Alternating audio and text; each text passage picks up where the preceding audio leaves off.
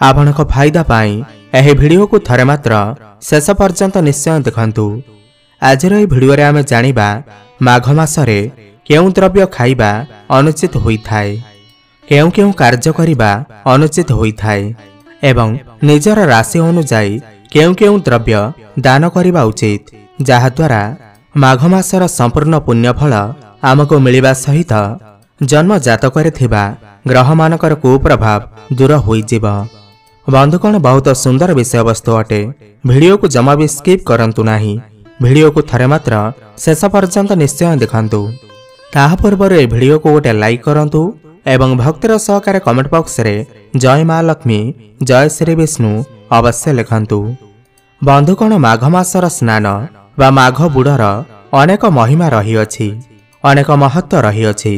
जेमिति कार्तिक मासरे स्नान दानर महत्व रही अछि, ठीक सेमिति माघ मासरे मध्य स्नान दानर विशेष महत्व रही थाए। माघ मासरे प्रत्येक व्यक्ति प्रातः स्नान करिबा उचित। शास्त्र कहिले माघ मासरे स्नान करिबार उचित समय हेउछि जेतेबेले आकाशरे तारा माने थिबे एवं सूर्य उदय होई नथिबे। सही समय रे स्नान करिबाकू उत्तम समय मान जाई थाए एवं तार फल बहुत अधिक होई थाए। 2 नंबर रे कहिले आकाशरे तारा माने अस्त होई गला परे सूर्य धीरे धीरे उदय हेबा परे स्नान कले ताहा हेउछि मध्यम स्नान एवं सूर्य पूरा आकाशरे उदय होई जाइथिबे, चतुर्दिगरे आलोक विच्छरित होई जाइथिबा से समय स्नान करिबा हेउछि अधम स्नान। एणु माघ मासर स्नानर प्रकृत समय रहिछि ब्रह्म मुहूर्त, अर्थात आकाशरे तारा माने अस्त होई नथिबे, आकाशरे तारा विद्यमान थिबे, सूर्य पूर्व आकाशरे उदय होई नथिबे। सही समय हेउछि प्रकृत समय माघ मासर स्नान करिबार। बंधुगण, एबे आसंतु जानिबा माघ मासरे केउं केउं कार्य निहाती करिबा दरकार। माघ मासरे विशेष भावरे सूर्य भगवानकर पूजा करिबा, भगवान श्री हरिଙ୍କୁ पूजा करिबा, उपासना करिबा, एहा सहित तुलसी पूजन निहाती आवश्यक होइथाय। माघ मासरे प्रत्येक दिन श्रीमद् भागवत गीता पाठन करिबा, ता सहित प्रभुंकर मधुराष्टकम पाठ करिबा निहाती आवश्यक अटे। एहा द्वारा बहुत पुण्यफल आमको प्राप्ति होइथाय। घरे लागि रहितिबा अशांति समस्या सबु दूर होइथाय। तेणु आमे चेष्टा करिबा प्रत्यह श्रीमद् भागवत गीता पाठ करिबा पाई। बंधुगण, एबे आसंतु जानिबा राशि अनुसारे माघ मासरे केउं केउं द्रव्य को दान करिबा द्वारा जन्म जातकरे थिबा ग्रह दोष किंबा ग्रह पीड़ा दूर होइथाय। जदि आपणकर मेष राशि होइथाय किंबा आपणकर बिछा राशि होइथाय, मेष राशि एवं बिछा राशिर अधिपति ग्रह हेउचंती मंगल ग्रह, किंबा जदि आपणकर जन्म जातकरे मंगलंकर स्थिति खराब थाए, ताहले एही माघ मासर प्रत्येक मंगलवार दिन तंबा कलसी रे मसूर डाली को भरी दियंतु एवं उक्त कलश को आपण दान करंतु। ब्राह्मण, कुलपुरोहित किंबा मंदिर ब्राह्मण को आपण दान करि परिबे। एहा द्वारा जदि आपणकर जन्म जातकरे जदि मंगलंकर स्थिति खराब थाए ताहा दूर होइथाय।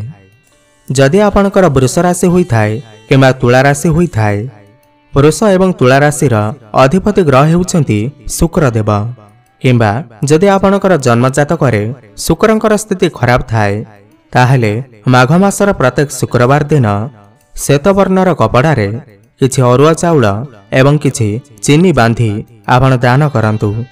एहा द्वारा जदि आपणकर जन्म जातकरे शुक्रंकर स्थिति खराब थाए ताहा ठीक होई जाई थाए, किंबा शुक्रंकर अशुभत्व आपण जदि भोग करूछंती ताहले मध्य ताहा ठीक होई जाई थाए।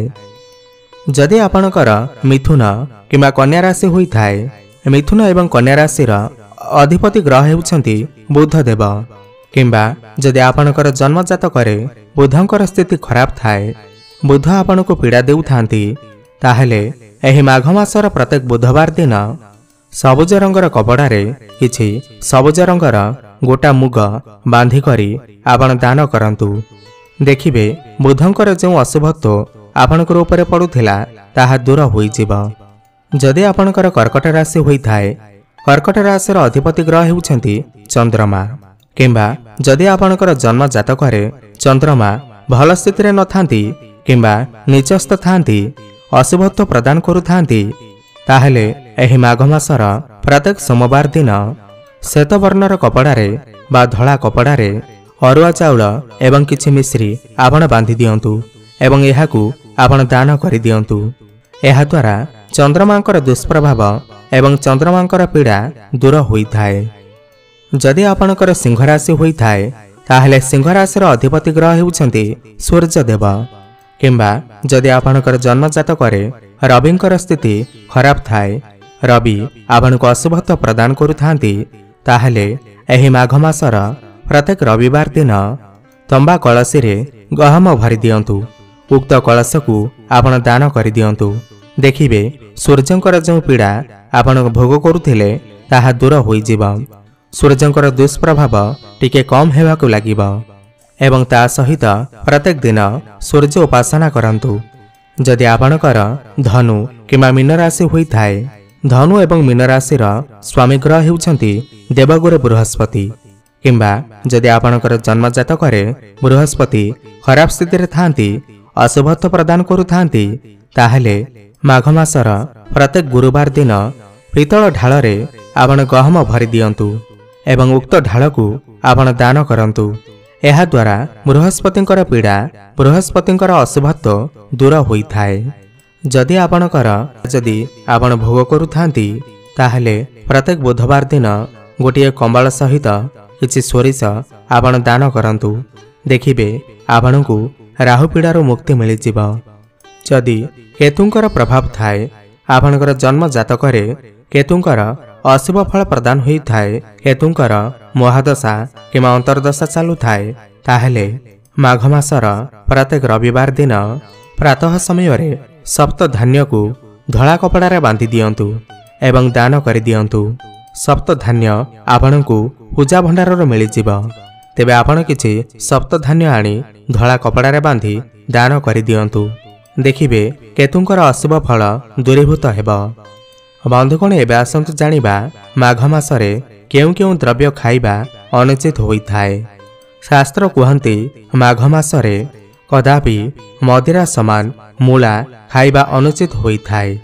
तेणु आपण माने केबे भी माघ मासरे मूला भक्षण करिवे नाही। एबे जानिबा माघ मासर केउ केउ तिथि रे कौन कौन वर्जन करिबा उचित। माघ मासर प्रतिपदा तिथि रे पानी कखारु खाइबा अनुचित होइथाए। द्वितीय तिथि रे भेजी बाइगण, तृतीय तिथि रे पोटल खाइबा अनुचित। माघ मासर चतुर्थ तिथि रे मूला खाइबा अनुचित। पंचमी तिथि रे बेल खाइबा अनुचित। षष्ठी तिथि रे निंब खाइबा अनुचित। सप्तमी तिथि रे ताल खाइबा अनुचित। अष्टमी तिथि रे नड़िया भक्षण करिबा अनुचित। नवमी तिथि रे लाउ खाइबा अनुचित। दशमी तिथि रे कलम साग खाइबा अनुचित। एकादशी तिथि रे सिंब खाइबा अनुचित होइथाए। द्वादशी तिथि रे पोई खाइबा अनुचित। त्रयोदशी तिथि रे बाइगण एवं चतुर्दशी रे बिरी रे तैयारी द्रव्य खाइबा अनुचित होइथाए।